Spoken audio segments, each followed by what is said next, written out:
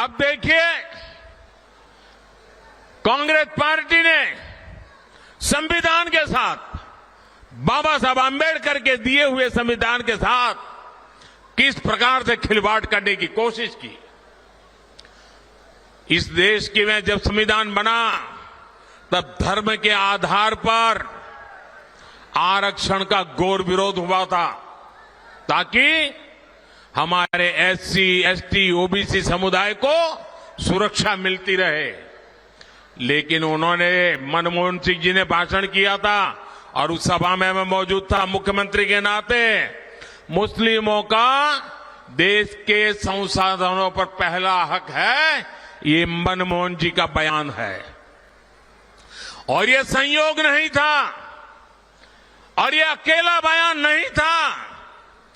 Congress party की सोच हमेशा से तुष्टीकरण की रही है, वोट बैंक की राजनीति की रही है। 2004 में जैसे ही कांग्रेस की केंद्र में सरकार बनी, उसके सबसे पहले किए गए कामों में था, सबसे पहला काम था चुनाव जीतने के बाद, आंध्र प्रदेश में एससी, एसटी के रिजर्वेशन में से कमी करके मुसलमानों को रिजर्वेशन देने का प्रयास। ये एक पायलट प्रोजेक्ट था जिसे कांग्रेस पूरे देश में आजमाना चाहती थी। 2004 से 2010 के बीच कांग्रेस ने 4 बार आंध्र प्रदेश में मुस्लिम रिजर्वेशन लागू करने की कोशिश की, लेकिन कानूनी अड़चनों की वजह से, सुप्रीम कोर्ट की जागरूकता के कारण वो अपने मंसूबा जो लेके चले थे वो पूरे नहीं कर पाए। 2011 में कांग्रेस ने इसे देश में लागू करने की कोशिश की। एससी, एसटी को और ओबीसी को मिला हुआ अधिकार छीन करके वोट बैंक की राजनीति के लिए औरों को देने का खेल किया। कांग्रेस ने इतने प्रयास ये जानते बूझते किए कि ये सब संविधान की मूल भावना के खिलाफ था, लेकिन कांग्रेस ने संविधान की परवाह नहीं की, बाबा साहब आंबेडकर की परवाह नहीं की। जब कर्नाटका की बीजेपी सरकार ने, जब हमें मौका मिला तो हमने पहला काम किया, उन्होंने जो एससी, एसटी से छीन करके मुस्लिम कोटा निकाला था उसको हमने खत्म कर दिया और जिनका हक था उनका हित सुरक्षित रखा।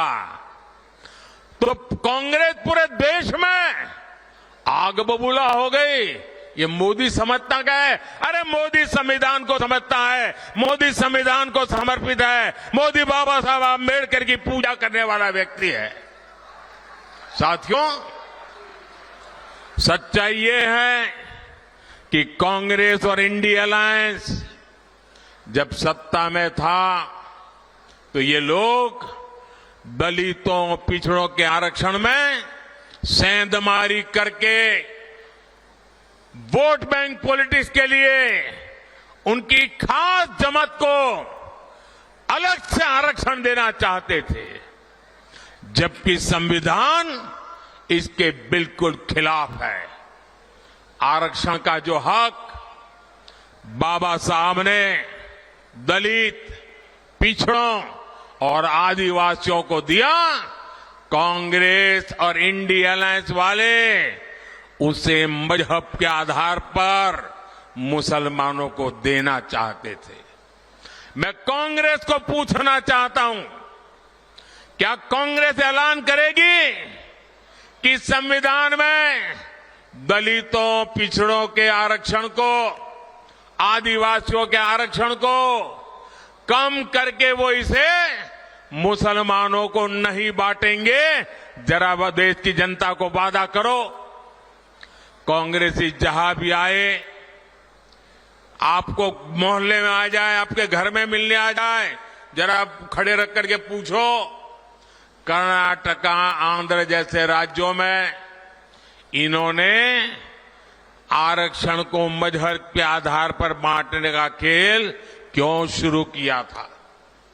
साथियों, कांग्रेस की इन साजिशों के बीच मोदी आज आपको खुले मन से गारंटी दे रहा है, दलितों, पिछड़ों और आदिवासियों का आरक्षण न खत्म होगा। ये मोदी की गारंटी है। आरक्षण न खत्म होगा और न ही उसे धर्म के नाम पर बांटने दिया जाएगा। ये मोदी की गारंटी है। 2020 में आरक्षण की संवैधानिक समय सीमा खत्म हो रही थी और उस समय आपने मोदी को सेवा के लिए बिठाया हुआ था। ये मोदी है जिसने दलितों, आदिवासियों का आरक्षण और 10 साल के लिए बढ़ा दिया था। साथियों, कांग्रेस कभी भी विकास के मुद्दे पर चुनाव नहीं लड़ती। कांग्रेस पार्टी ने इतने दशकों तक आपको पीने के साफ पानी जैसी जरूरत तक से वंचित रखा। बीजेपी सरकार ने हर घर जल पहुंचाने के लिए जल जीवन मिशन शुरू किया, लेकिन राजस्थान में कांग्रेस सरकार ने उसमें भी हजारों करोड़ रुपए का भ्रष्टाचार कर दिया। कांग्रेस ने राजस्थान के लिए सबसे जरूरी ERCP प्रोजेक्ट को भी पास नहीं होने दिया। ये भाजपा सरकार ने, हमारे भजनलाल जी की मेहनत ने 3 महीने के अंदर ही ERCP परियोजना को पास कर दिया। ERCP का बहुत बड़ा लाभ टोंक, सवाई माधोपुर को मिलने वाला है। इसका बड़ा लाभ यहां के किसानों को होगा। यहां सवाई माधोपुर, टोंक जिले में PM किसान सम्मान निधि के करीब 1100 करोड़ रुपए सीधे ट्रांसफर किए गए हैं। राजस्थान में गेहूं का समर्थन मूल्य भी बढ़ाया गया है। साथियों, कांग्रेस को आधुनिक इंफ्रास्ट्रक्चर के निर्माण से भी एलर्जी है। ये बीजेपी है, आज पूरे देश में आधुनिक इंफ्रास्ट्रक्चर बना रही है। देश का सबसे बड़ा दिल्ली मुंबई एक्सप्रेसवे सवाई माधोपुर से होकर के गुजर रहा है। सरकार ने जयपुर सवाई माधोपुर रेलवे लाइन के दोहरीकरण की मंजूरी भी दे दी है। हमने दौसा गंगापुर सिटी से जुड़ी हुई रेलवे लाइन का दशकों से लंबित काम भी पूरा किया है। इस क्षेत्र में इलाज की बेहतर सुविधाओं के लिए एक मेडिकल कॉलेज भी बनाकर तैयार हो रहा है। साथियों, 24 के 20 चुनाव में राजस्थान में ये मेरी आखिरी सभा है। अब 26 अप्रैल को अगले चरण का मतदान है। बीते दिनों मुझे राजस्थान के अलग अलग क्षेत्रों में जाने का मौका मिला है। अब कल शाम को तो शायद आपका प्रचार अभियान भी पूरा हो जाएगा। ये मेरी आखिरी सभा है। राजस्थान के मध्य सभी क्षेत्रों के लिए मैं उनके आशीर्वाद की कामना करता हूं, अधिकतम मतदान की कामना करता हूं। शादी ब्याह के दिन है, गर्मी भी बहुत है और ऐसे में हम राष्ट्र कर्तव्य न भूले, लोकतंत्र के हमारे दायित्व को न भूले, अधिकतम वोट करें, ये मेरा आग्रह रहेगा। आपने मुझे राजस्थान की यात्रा मैंने देखा है, भरपूर आशीर्वाद दिया है।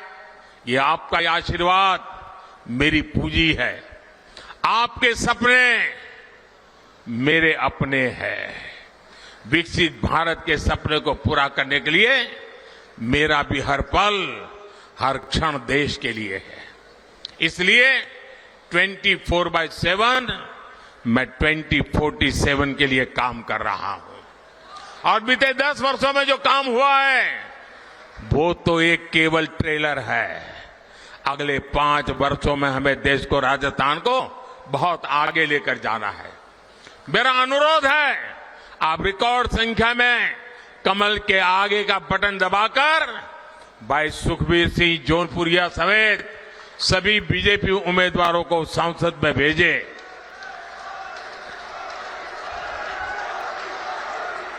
और ये हमारे जौनपुरिया जी सामान्य इंसान नहीं है। मैं पार्लियामेंट में उनको कहता रहता था कि ये जौनपुरिया नहीं, ये तो जानपुरिया है। ये जान भर देते हैं, जहां भी पहुंचते हैं जान भर देते हैं। ऐसे हमारे जौनपुरिया जी को, और आपका एक एक वोट सीधा मोदी को जाने